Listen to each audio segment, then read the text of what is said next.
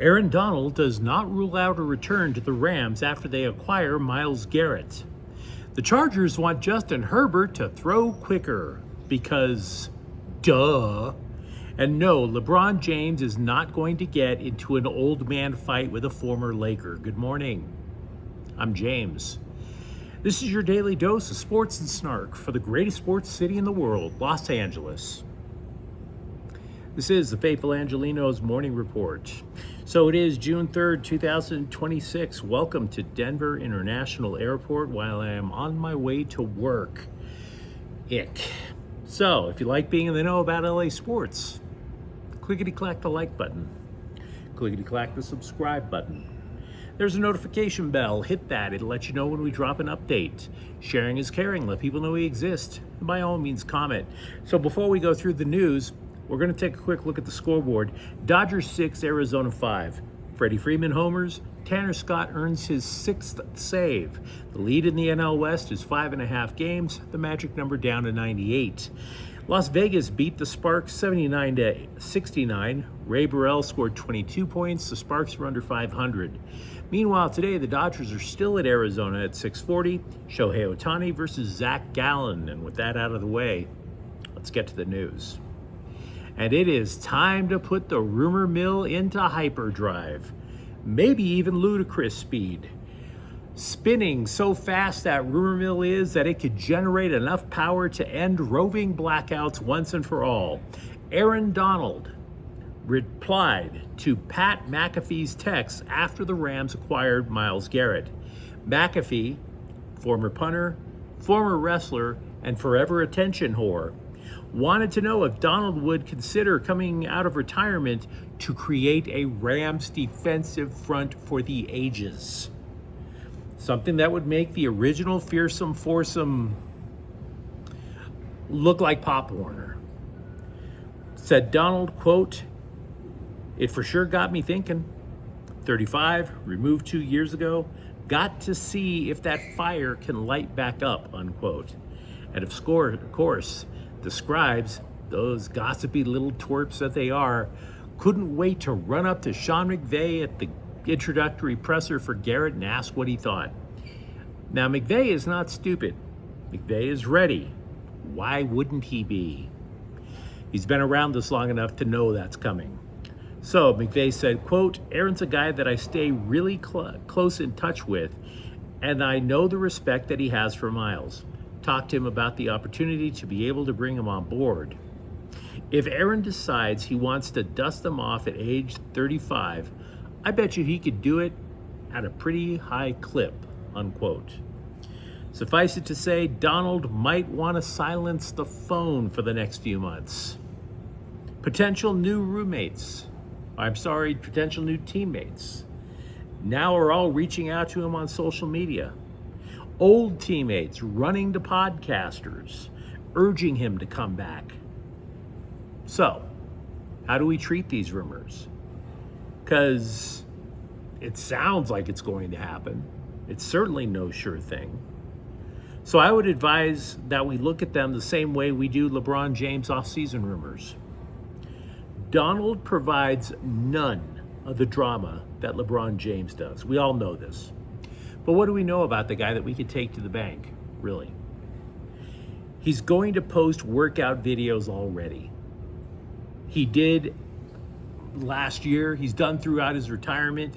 I even argued that he retired from football specifically so that he could increase the amount of time he spends lifting weights. So, well, we also know, by the way, that he outlifted Jared Verse so bad last offseason that the younger guy puked. So updates about Aaron Donald being in game shape mean absolutely nothing. Weightlifting, staying in shape is Donald's kink. Donald's wife said she was amused by the attention this story is getting. That's not an answer either.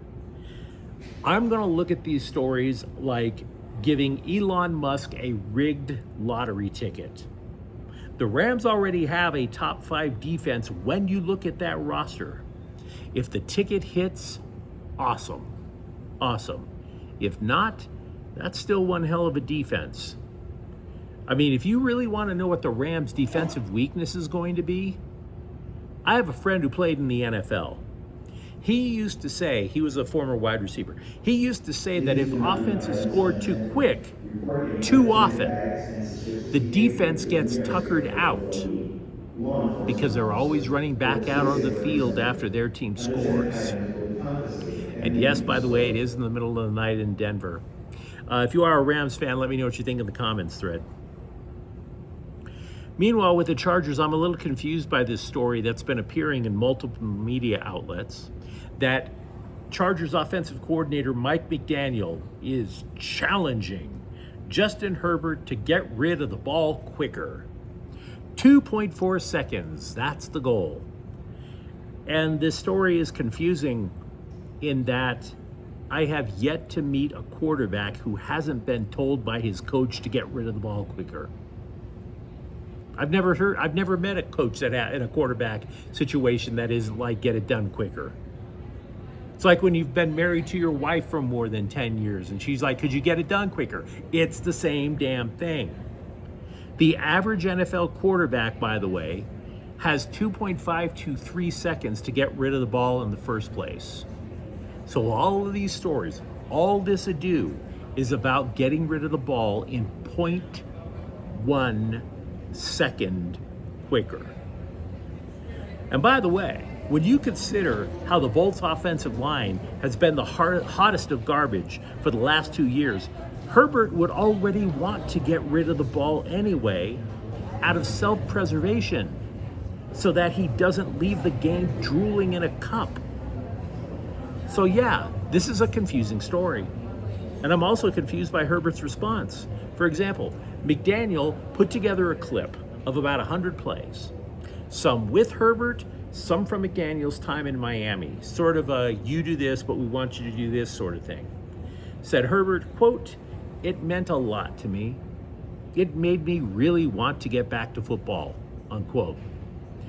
And then Herbert climbed a plane to Poland so that he could watch his girlfriend kick off a concert tour for a few weeks.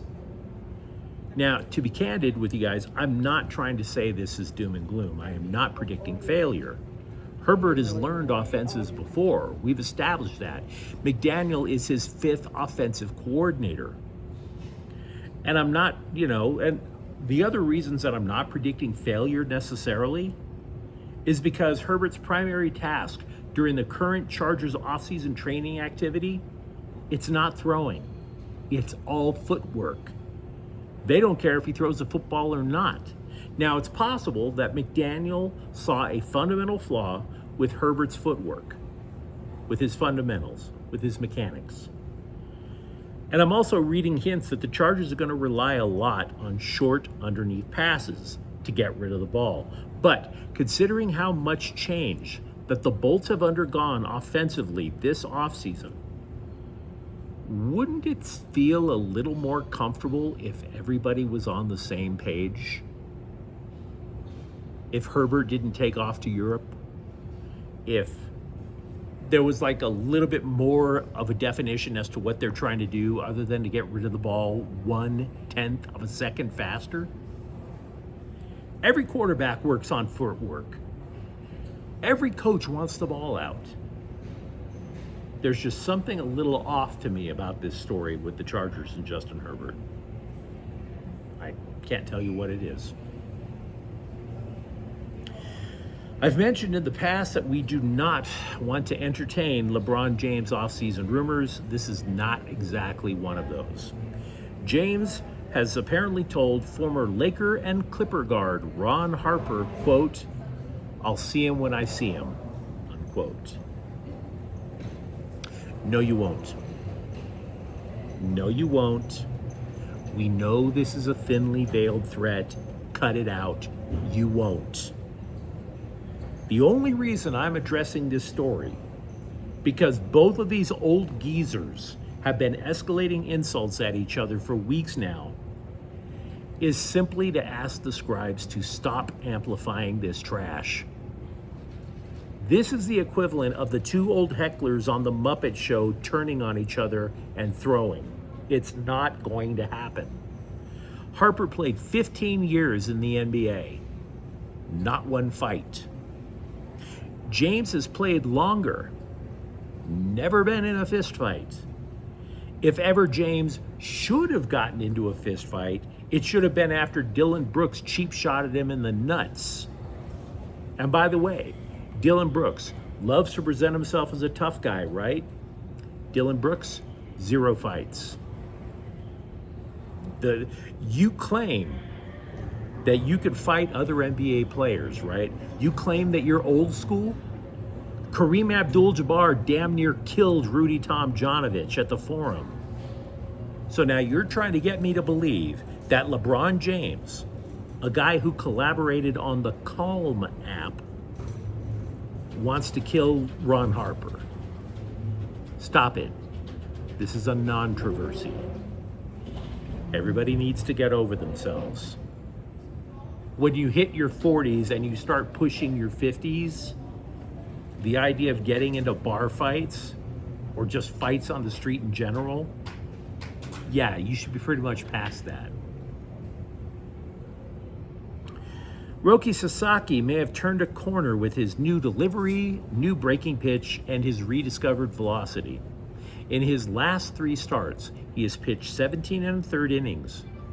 He's only allowed 4 runs, struck out 19, and only walked 3. He's also gaining believers in the Dodger clubhouse, starting with Will Smith. Quote, "As far as his fastball, I think he's just putting it in better spots. He's more convicted with it. I'm sure he's cleaned up some mechanical things to get that velo a little bit back up to where we were all hyped to see him when he came from Japan," unquote. Also, speaking of the Dodgers and pitching, Bobby Miller is expected to throw off the mound for the first time since spring training this week. He's had both shoulder and back problems.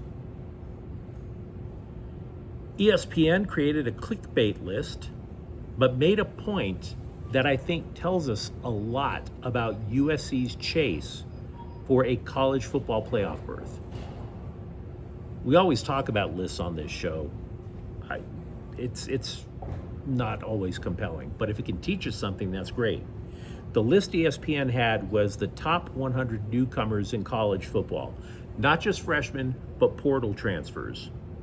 The Trojans had 5 on the list. Okay, great.